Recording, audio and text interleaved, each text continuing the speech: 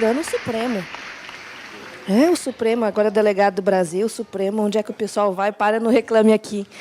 Eu só saí do Reclame Aqui uma vez, porque lá não, a empresa tentou me enganar dentro do Reclame Aqui. Eu falei, cara, ele vai me fazer perder um dia de trabalho. Eu fui parar na justiça por conta desse negócio que me enervou tanto. O negócio que eu falei, eu vou perder meu dia de trabalho, depois eu cobro lá na justiça o dia que eu vou ficar passada numa fila para poder dar entrada num processo. E fiz isso mesmo, desse negócio, porque foi um abuso que fez, e depois eu fiquei sabendo, eles contrataram a ferramenta de vocês, então, entre essas empresas aqui que você mostrou, que hoje tem funcionários exclusivos para atender lá dentro do Reclame Aqui. Muito bem, vamos falar um pouquinho aqui. A gente já começou aqui com o Renan, falando dos preparativos com relação aos meios de pagamento, o que pode ser planejado, o que pode ser organizado. E eu queria puxar uma linha aqui que o Ricardo tem, e depois eu passo aqui para o Renato, que é a história do preço, né? De uma precificação de fato inteligente. Ele precisa vender, mas precisa vender direito. O Maurício disse, não precisa ganhar dinheiro, mas precisa ter inteligência. Vamos falar um pouquinho aqui de precificação inteligente? Eu te empresto. Isso. Bom, eu acho que a questão da precificação, ela cabe justamente no ponto onde a gente... Obviamente, o Black Friday é uma ótima ferramenta de a gente conseguir aumentar a nossa base de clientes, ganhar mais clientes, market share, mas como eu posso utilizar essa ferramenta para otimizar a minha pequena margem que eu vou ter, porque eu vou reduzir preço, né? Eu vou dar desconto. Então, quando a gente fala de precificação, eu não estou falando em construir preço de venda, né? Preço de compra com despesa fixa e variável, não é isso. A gente está falando que o varejista hoje já sabe calcular o preço dele, e daí, a partir do momento que ele decide dar um desconto de 50% para entrar no Black Friday, como é que está o mercado? Né? Ele, dando 50%, digamos que ele caia num patamar de preço muito abaixo do mercado, e aí, de repente, não é extremamente necessário chegar nos 50%. De repente, 30%.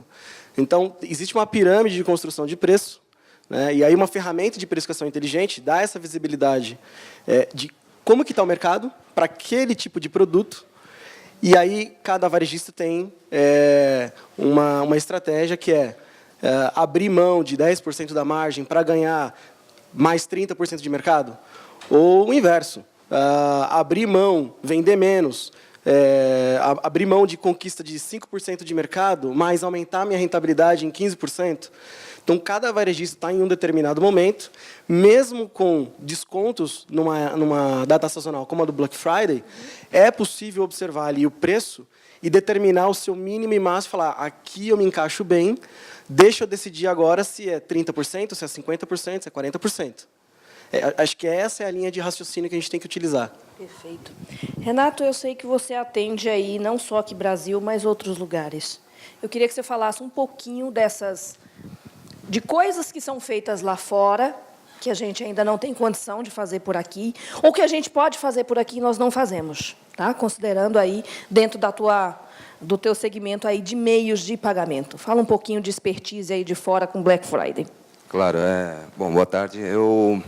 Na realidade, nós temos aquela síndrome de cachorro vira-lata aqui no Brasil, né? E entendemos que tem muito benchmark de fora, né? Muita expertise lá fora que não são aplicados aqui no Brasil. Nem sempre é verdade, tá? Eu acho que os players nacionais aqui, a grande maioria está bem preparado. Uhum. Tá?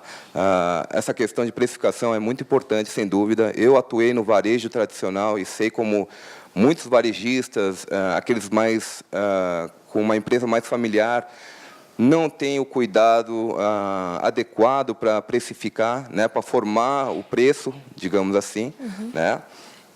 E onde que eu entro nessa história? Na verdade, nós, como uma plataforma de pagamentos, temos a incumbência de dar facilidade para o consumidor final, né, para realizar transações, seja de cartões de crédito, seja de boletos, ou seja de qualquer meio de pagamento eletrônico, tá?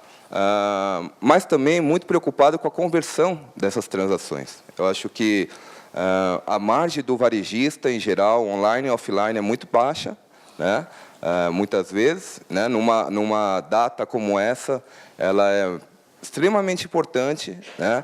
E uma plataforma que converta as tentativas de pagamento ao máximo é muito importante para essa operação, tá? Então, a gente se preocupa em muitas ações relacionadas à captura de cliente, manutenção de cliente, mas é engraçado que pagamentos é uma coisa que todo mundo deixa um pouquinho de lado, e é como no futebol, se você não tem um centroavante que chuta para dentro do gol, não ganha o jogo. Não ganha o jogo. Bem isso. Maurício, vamos supor que a empresa, porventura, tem alguma coisa aqui, está com uma reputação ruim, né, lá dentro do Reclame Aqui. Que tipo de ação você recomenda que ela pode ser feita dentro do Reclame Aqui, para que, quando chegar na Black Friday desse ano, a empresa esteja numa situação mais bonitinha?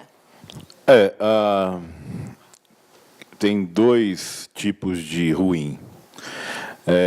Aquele que não consegue realmente tratar, que vem tentando tratar, é uma forma operacional dele, né? Ele não consegue, não é treinado, não tem a expertise, e tem aquele que é ruim de safado mesmo, que é ruim por ser ruim, porque não atende mesmo o consumidor e tal, e vende e não entrega, né?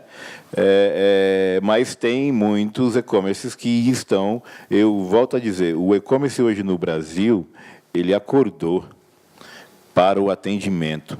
Muita gente já sabe, os pequenos, os grandes também, que não é só preço. E não é só vender. No Brasil, a venda termina quando pega o cheque do cara. E não é mais isso. A venda começa quando você pega o cheque do cara. Então, hoje a reputação dentro do Reclame Aqui ruim, ela pode ser melhorada aí em 3, 4, 5 meses. O ano que vem ele pode participar. Pode participar e fica bem. A gente falou aqui uma pergunta, pessoal. Desculpa. Eu tenho uma pergunta. Sim. Meu nome é Rogério Castro, eu trabalho na Netshoes, e é sobre pagamento e a posição do cliente também. Acho que vocês dois, acho que é específico também. No Black Friday, a maioria dos e-commerces hoje atuam com o pagamento, inclusive de boleto. O ponto é que o cliente, né, ele pode emitir o boleto. Ele tem 4, 5, 6 dias para pagar esse boleto. Ou seja, ele consegue segurar aquele preço por um bom período, sair pesquisando em outras lojas e acabar efetivando a compra em outro lugar. E o varejista fica com o produto preso por conta disso.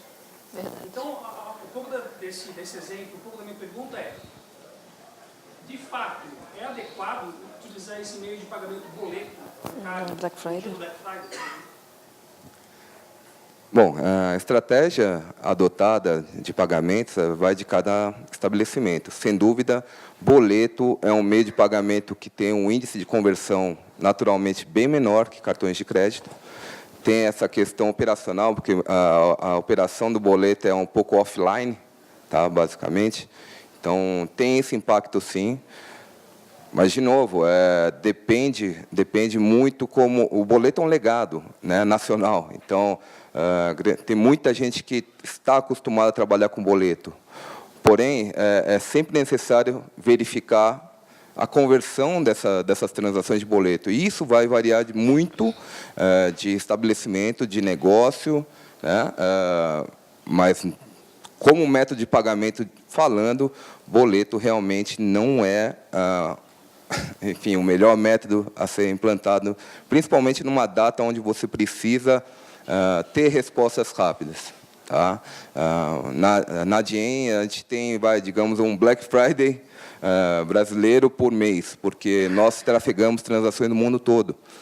E clientes como o Groupon, por exemplo, eles lançam uma promoção relâmpago cada mês em diversos países. Então, quando você vai verificar os métodos mais utilizados de pagamento, sem dúvida, cartões de crédito é o principal. Óbvio que cada país tem né, os seus métodos de pagamento.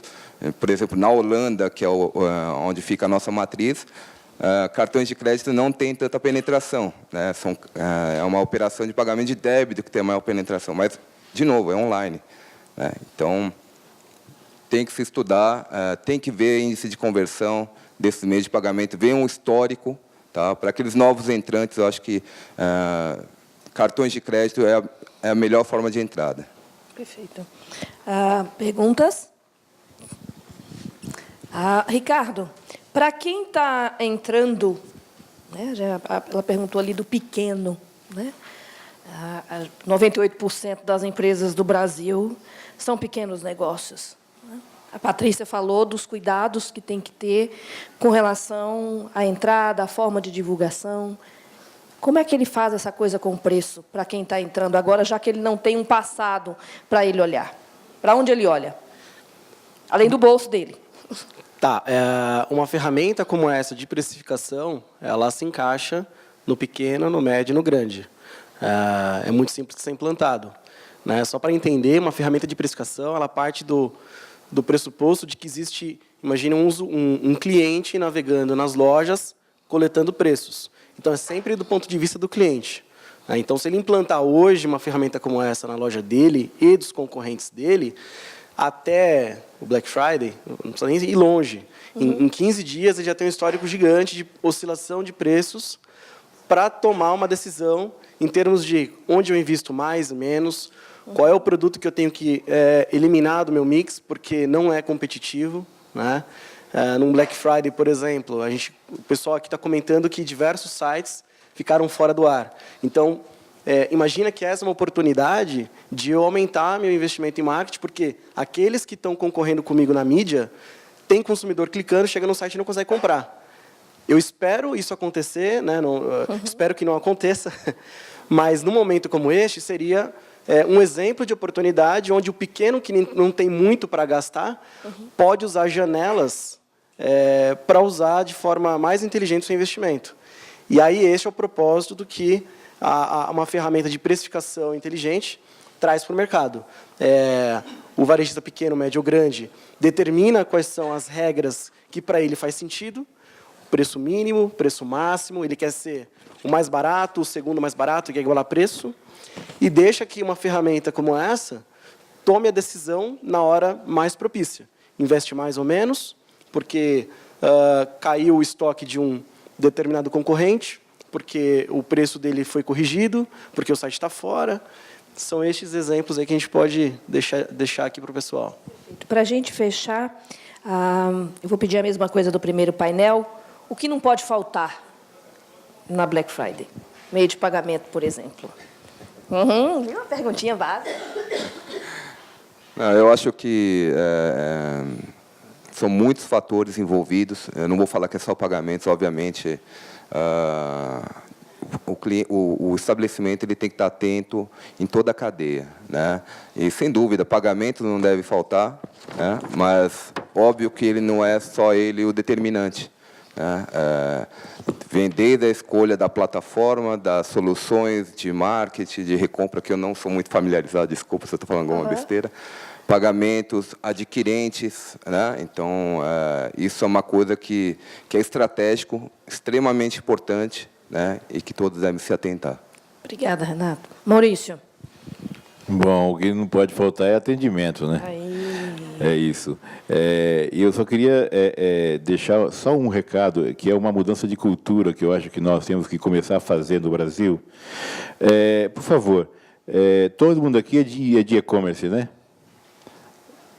Levanta a mão quem vende geladeira. Quem vende notebook? Então, vocês não vendem geladeiras, vocês não vendem notebook. Quem vende geladeira é a Brastemp. Quem vende notebook é a Sony, é a HP. Vocês vendem serviços. Então, vocês vendem o meio do pagamento, vocês vendem o atendimento, vocês vendem a vitrine lá. Entender isso é muito importante. Quem fabrica, quem vende geladeira é a Brastemp mesmo, a Electrolux, né? Vocês prestam um serviço para este consumidor. Então, vocês são uma empresa de varejo, sim, mas vocês vendem serviços para este consumidor. É isso. Ricardo. Eu acho que está munido de informações em todos os pilares, especificamente de preço, falando em preço. No caso de um pequeno, por exemplo, que quer entrar, ele tem que entender muito bem qual é o impacto de um desconto de 20%, 30%, 50% num fluxo de caixa, o quanto que aquilo vai beneficiar o lifetime value do cliente dele. Então, estar munido de informações, ter uma estratégia bem definida antes de decidir qualquer coisa é extremamente importante. Muita gente olha para o mercado, tenta igualar preço simplesmente para estar bem posicionado, mas não tem uma teoria por trás disso. Ele não sabe quando aquela estratégia vai se pagar. Então, estar munido dessa informação, justificar a sua tomada de decisão com base numa estratégia, essa acho que é a grande defesa. Perfeito. Eu quero mais alguma pergunta? Sim. Sim. Maurício. Deixa essa apresentação disponível para a gente, porque tem dados muito legais aí para a gente que trabalha com afiliados, Maurício. É importante que o consumidor tenha consciência do que impacta cada um, né, para ele ter uma decisão consciente. Perfeito. É só passar um e-mail para mauricio@reclameaqui.com.br ou para o soluções@reclameaqui.com.br, a gente disponibiliza sim. Tá bom? Perfeito. Maurício, mais uma vez, muito obrigada. Ricardo, Renato, uma salva de palmas.